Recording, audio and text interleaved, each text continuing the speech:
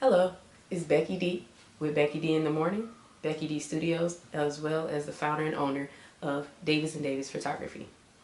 I'm coming in today to share with you my personal story with me being diagnosed with multiple sclerosis.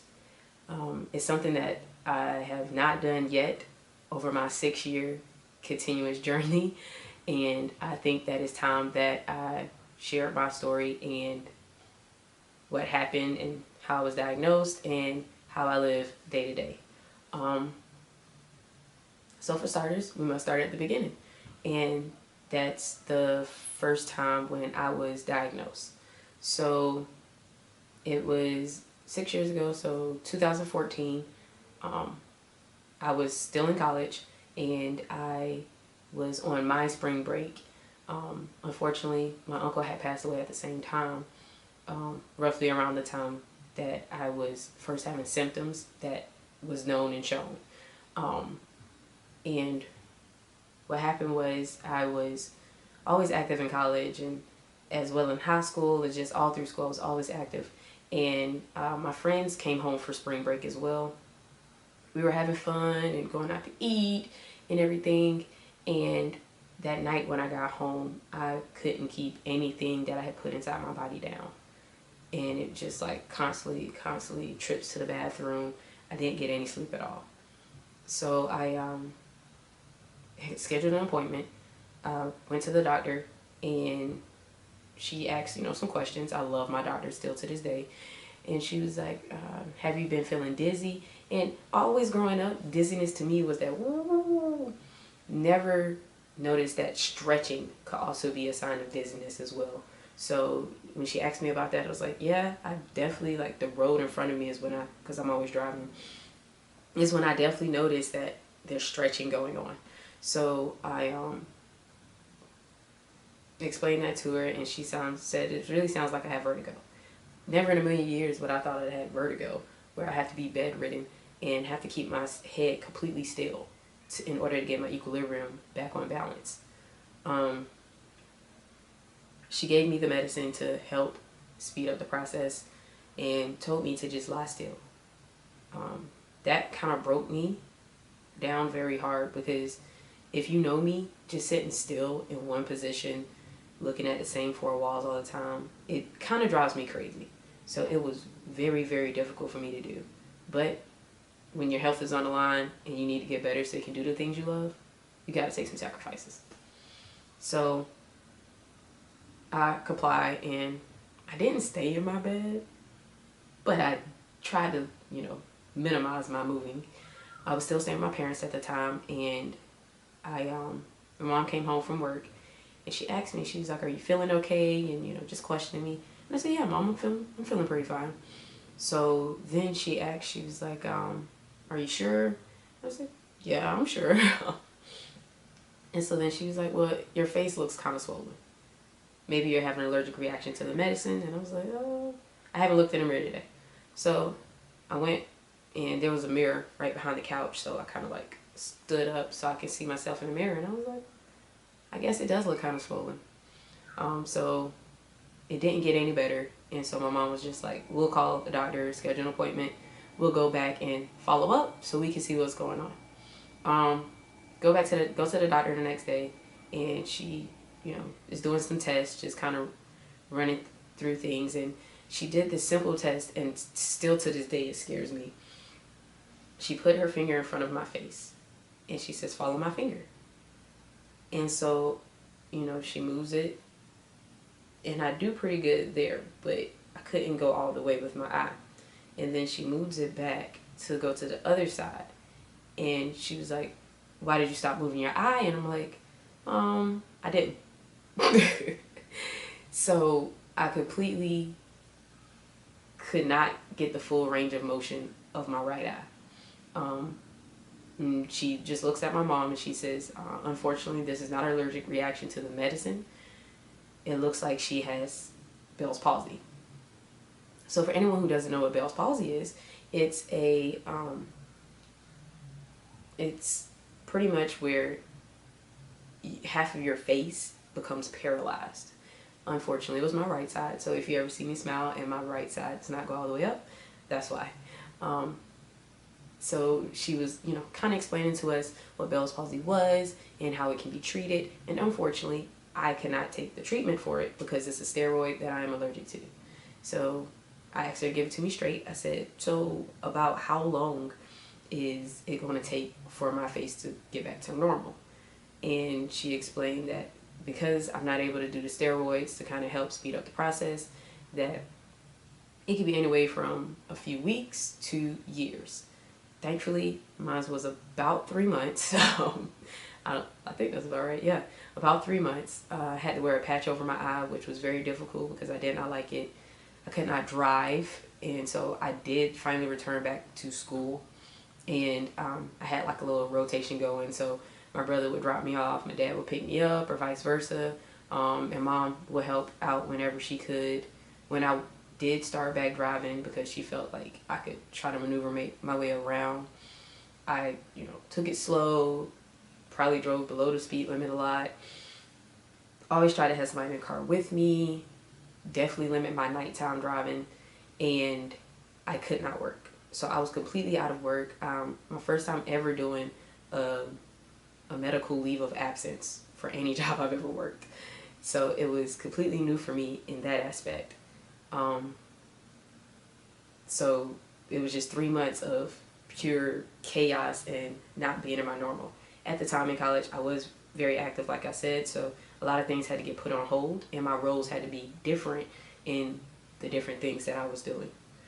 So during those 3 months, she did tell me that that was a sign of multiple sclerosis.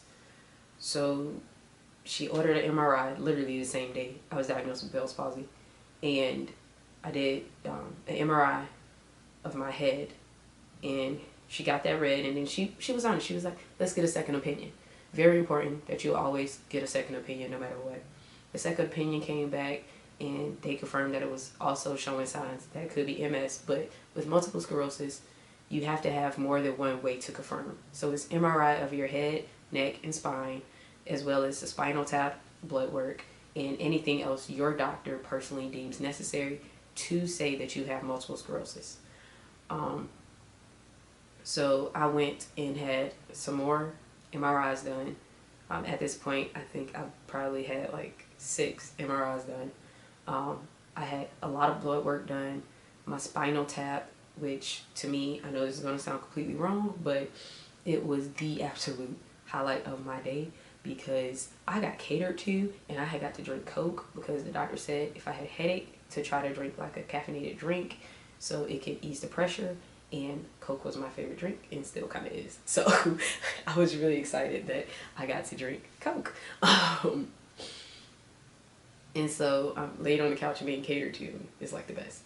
So after all of those, I got in contact with a neurologist that my doctor set up, and he read all the tests and had all the, you know, different specialists read the tests as well, and they all confirmed through my spinal tap that my neurons were actually falling into my spine, into my spinal fluid, and that's how they confirmed that I have MS. Right away, discussed it in the best way, because my dad actually took me to the doctor when he was like confirming everything.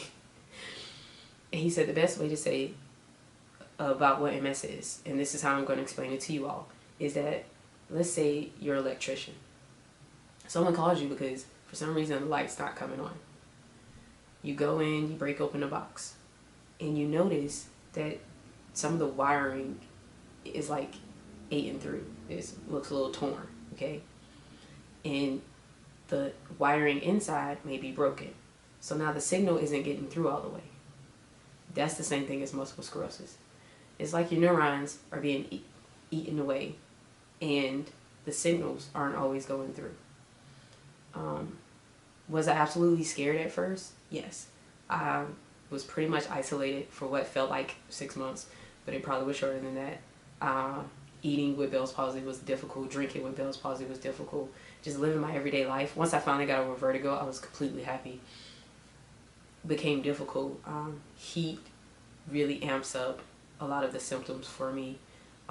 Just living every day at first felt like a burden. It felt like it was just a lot on me. being social and interactive, I wanted to kind of lessen it because I wasn't proud of having a paralyzed face. It was something that really took me on to a whole nother level that I didn't think would ever happen. So further down the road, I was able to go to Disney with my friend and her family, and they kept me hydrated, they kept me cool, they always checked on me, and that gave me a sense of hope. That let me know, like, hey, I may actually be able to do this. But always in my back of my head, till this day, 6 years later, I'm still thinking, what if one morning I wake up, or when I'm driving, it has happened before, I've completely not been able to see in my right eye temporarily, but the next morning it came back. It came back. What if one day I'm like some other people who have multiple sclerosis and that is progressive, and I end up in a wheelchair and I keep going downhill from there? It's always a game of what if when you have multiple sclerosis. Now they're out there looking for a cure. Me personally, I'm just looking for a solution that is going to help maintain my way of life, even if I have to continue living with multiple sclerosis. I've done several treatments, and right now, not on any treatment. I talked to my old neurologist, and he was more than okay with me getting off my treatment. A lot of treatments have come with a lot of side effects, just like any other medicine. The last one I was on almost depleted my white blood cell count, and pretty much what that did was meaning, if the way my doctor put it, if I get sick, call 911, hope for the best. And I don't think anybody wants to hear that. So I lost a lot of weight because of that. I mean, I was down to like a 2, okay? I've been 155 pounds since 5th grade. To go down to a size 2 in a matter of like a year was pretty freaky too. I thought I would never see that size. So I've been battling every day. Lately I've had some blood work done because I am seeing a new neurologist since I've moved. I've moved and everything, so it's kind of thrown everything off. And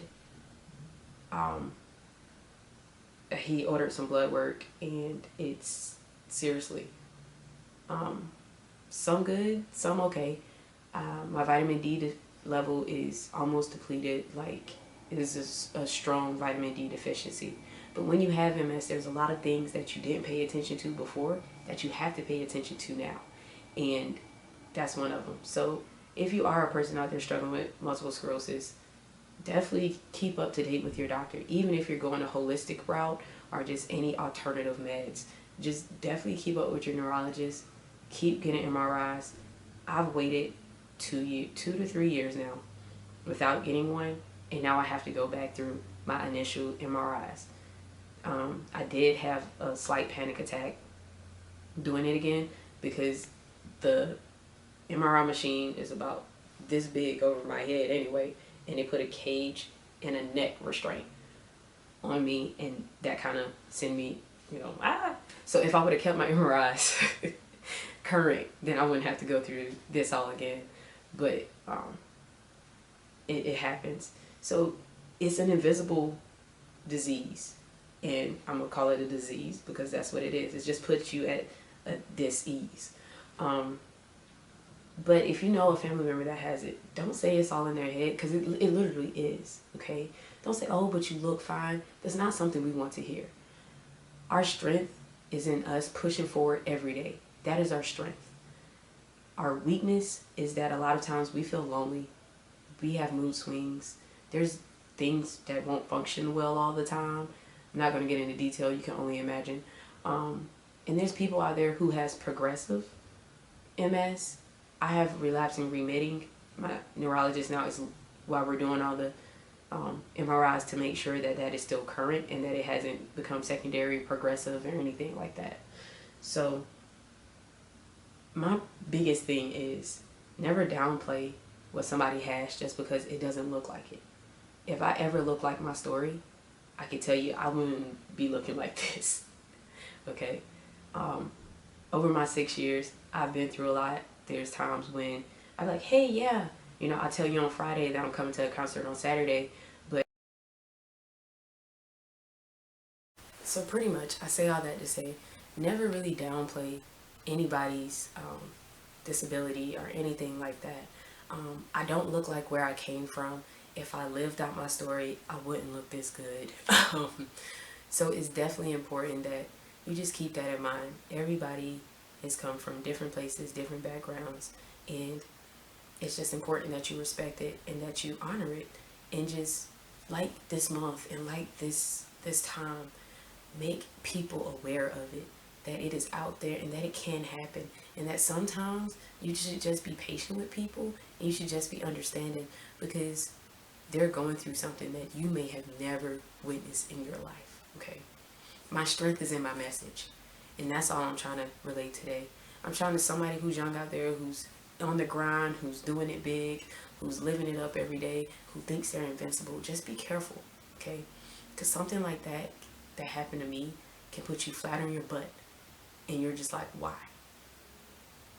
But now I live every day, especially through my podcast, motivating people, pushing people to live their best life and to be the best them, because that's all we're called to be, no matter what. So even though I live each day thinking, what if? Like last night I had a leg muscle spasm that was driving me crazy, and this morning, like, it was my upper buttocks, and like my side right now feels like I have 20 infections or something. I don't know. But I'm living more than just what I was diagnosed with. And that's always important. Okay? Continue to be the best you. Continue to thrive and to show the world that you can be more than what they say you're diagnosed with. Just continue to love, live, and celebrate life. And that's all I try to do. That song, Lil Duval, okay, Living My Best Life. No, it's called Smile. But living my best life. Like, that's truly what I am trying to do. I am living my best life regardless of anything. For some reason, as a photographer, if my sight was to ever leave me because the neuron decided to cut the light switch off, like I didn't pay my bill or something, then I want to know that I have seen absolutely all that I could see with my vision, so the memories that I have can be great. Okay? So, all I'm asking that you do today and every day, one, spread multiple sclerosis awareness around, Bell's palsy awareness, because a lot of people don't know about it. Spread love, not hate. Continue to love somebody. Continue to be around people, and just continue to be a support system. I've moved up here where I'm not too far away from family, but at the same time, I'm kind of almost by myself. I have a few friends up here, but nobody lives with me, and it's pretty much of an adjustment.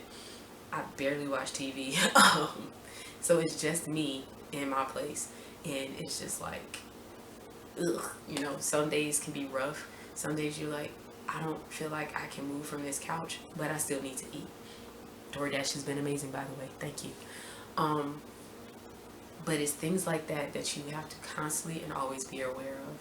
So thank you for allowing me to just share my story of MS. I've kept it brief as possible. I try to get straight to the point. All the extra details. If you have any questions, feel free to personally message me on Facebook. You can hit me up on my email through one of my social media sites, through one of my business sites. Definitely, if there's any questions, if you have my personal phone number, text me.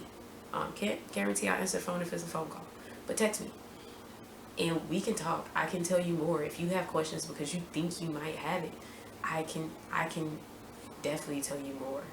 One of the things about my multiple sclerosis is that it's definitely affected my eating habits. Never in a million years have I been allergic to gluten or have have been sensitive to dairy products as I am now. Dairy is like almost no go. Wheat, soy, gluten, all of those, no go.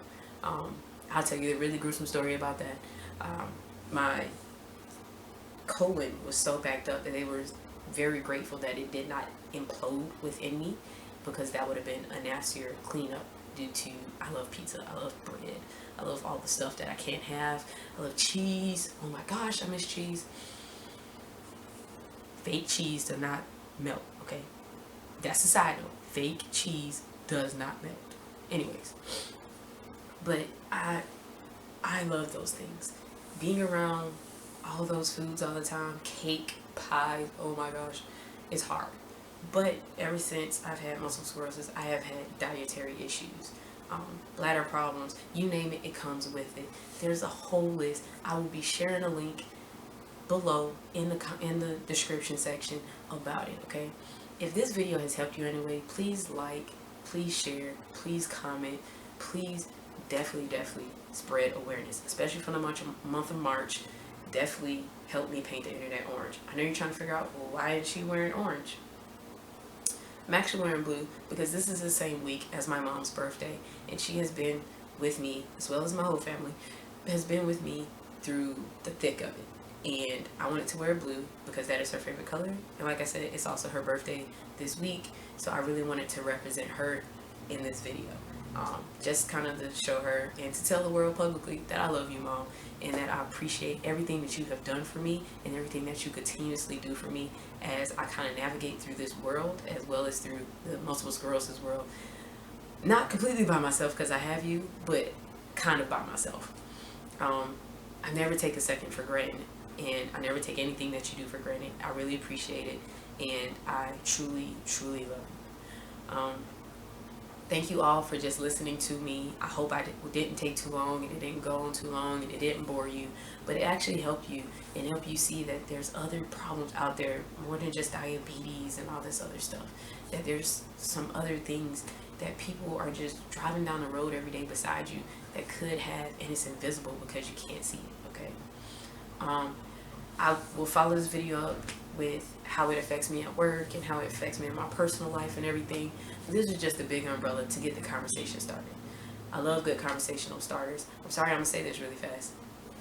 Why do people feel like they need to blow their horns right now? Okay, but I hope in some way this video helps you. And like I said, if it did, like, share, comment, hit me up below. If it didn't, you can still dislike it or like it, but that's feedback. That lets me know that maybe, there are some haters in the world and they won't like this video. That is more than okay. I am not a representation of the whole multiple sclerosis world. I am just my personal story, okay? There's going to be people out there who disagree with me and stuff. That's because it's not a cookie cutter disease. It's different from everybody. What you'll mostly see is not a snowflake disease, but it's not a cookie cutter disease, okay? Well, it is a snowflake disease. There goes my memory again, I can't remember. But it's not doom. Everything is going to look different. So you may see somebody who posts another video and they're in a wheelchair. You may see somebody who's on crutches. You may see somebody who doesn't have legs at all. It's not the same for everybody, okay? So, as always, as I sign off on my podcast, as always, this has been BeckyD with BeckyD in the Morning, BeckyD Studios, as well as the founder and owner of Davis Photography. I thank you for taking time today to listen to me. Like, share, comment. I love you with all of my heart, and I'll talk to you in the morning.